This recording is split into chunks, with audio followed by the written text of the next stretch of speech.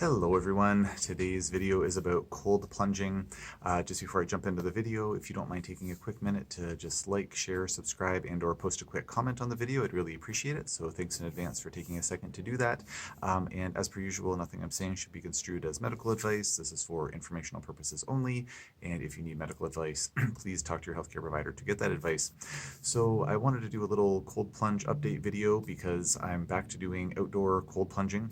If you haven't seen any of my other videos on cold plunging and you're interested, just search. If you go to my YouTube channel, if you're not watching this on YouTube already, that's probably the easiest way to search for those. So I've had a few videos talking about the benefits of cold plunging and some little tips and tricks around it and whatnot. But what I've been doing basically over the summer is just taking cold showers because I don't have a fancy cold plunge that keeps the water cold year round. So just using cold showers. As it's been getting colder here in beautiful Halifax, Nova Scotia, Canada. For those who don't know where Halifax, Nova Scotia is, it's been getting colder. Still not super cold. It's been hovering around 0 degrees Celsius, which I believe is around 32 or 30 degrees Fahrenheit, give or take. Sometimes a bit warmer than that, actually, a few degrees warmer. But my cold plunge outside has been getting nice and chilly again. So I've switched to away from cold showers back to doing actual cold plunging in the last couple of weeks, and it's been really lovely. That being said, the shower water is getting quite a bit colder as well, and I'm basically judging the efficacy by to what extent am I shivering once I finish my shower versus my plunge. So I'm actually getting some pretty good shiver even after just doing showering if I'm in more of a rush and can't do a full plunge. But one of the main reason I wanted to make this video is just to share a little tip, because something that I've been finding to be very helpful for me just to kind of mentally, quote unquote, get through the plunge is doing what's referred to as spinal hygiene for my neck while I'm in the cold plunge. I actually posted a video about this maybe, I don't know, a couple months ago or a month ago, several videos ago anyways, and if you again search for this maybe on the YouTube channel, I believe it's entitled something about spinal hygiene for the neck, or maybe it's called something like my favorite neck exercise, or this keeps my neck happy, or something like that. I've mentioned in past videos that I suffered an unfortunate physical trauma to my neck at one point, trying to do backflips into a foam pit at a trampoline park with my kids years ago, and landed on my neck because I don't know how to do backflips, still don't know how.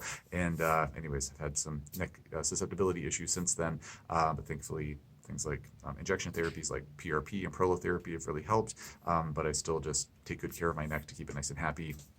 Anyways, the spinal hygiene for the neck basically involves doing these range of motion exercises. Again, talk about them in the other video, but essentially it's doing a flexion extension like this, a lateral flexion from side to side like this, and then a lateral rotation from side to side like this. And basically I'm doing those motions for 30 seconds, continue back and forth for 30 seconds, 60 seconds, 90 seconds, or whatnot.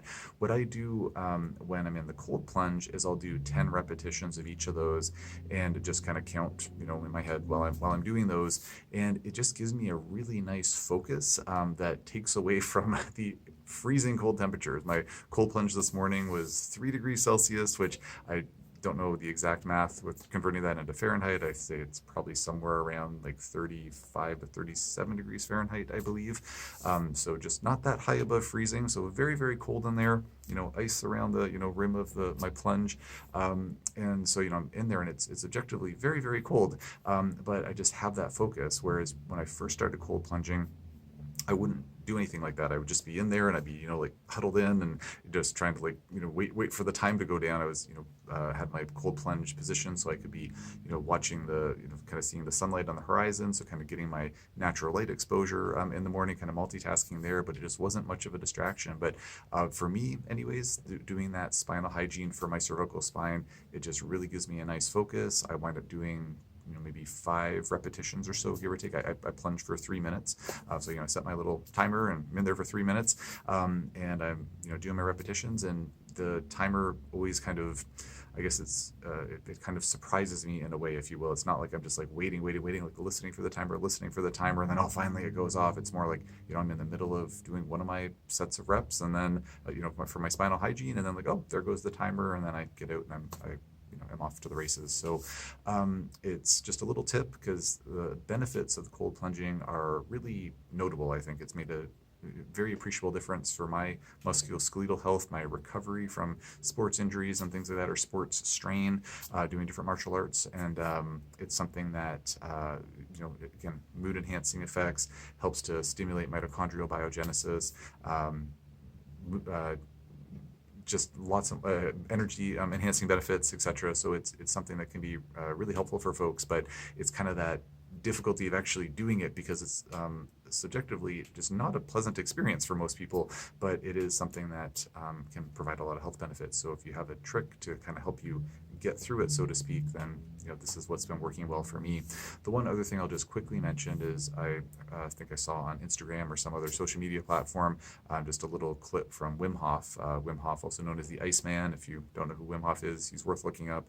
Really inspirational guy. I think a very wise guy as well. Not like a wise guy like he's going to be part of the mafia, but a wise man, if you will. And he was saying, and I'm paraphrasing here, but something to the effect of, a lot of folks will go into the cold plunge kind of like, this is really intense. Like, I'm going to get through this. Like, it's kind of like I'm like, muscling through the cold, like, some really tough person.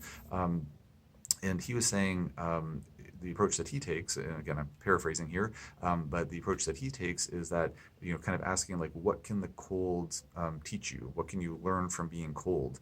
And it's, a bit of an esoteric way of looking at it. He's a bit of an esoteric guy, and I'm a bit of an esoteric guy at times. And so I've kind of thought about that. And so when I've been, doing my cold showers or cold plunges, instead of kind of trying to just grit through and resist it and try to distract myself, I'm kind of like feeling the cold and being like, okay, I'm just feeling the cold.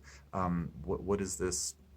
What can I maybe learn from this cold, or what can I just kind of experiencing it, if you will. So instead of kind of like pushing away the cold or trying to hide from it in some way, it's kind of like, okay, I'm cold. Like, let's just deal with this. Let's kind of accept this.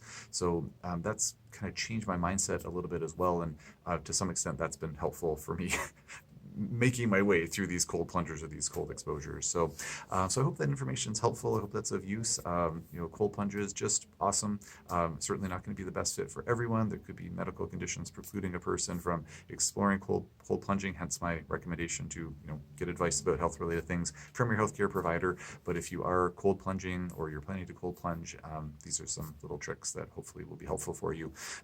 If you yourself are cold plunging and you have some tips or tricks of your own, please don't hesitate to post in the comment section. I'd be curious to read about those, because goodness knows I could use more tips and tricks myself to make it an even more doable experience. And then also it's nice to have tips and tricks from other folks, so I can share those with either my own patients or maybe on future videos or whatnot. So I hope this was of interest. If you have any questions or comments on this topic or anything else, just post it in the comment section below. I will do my best to answer as soon as I can.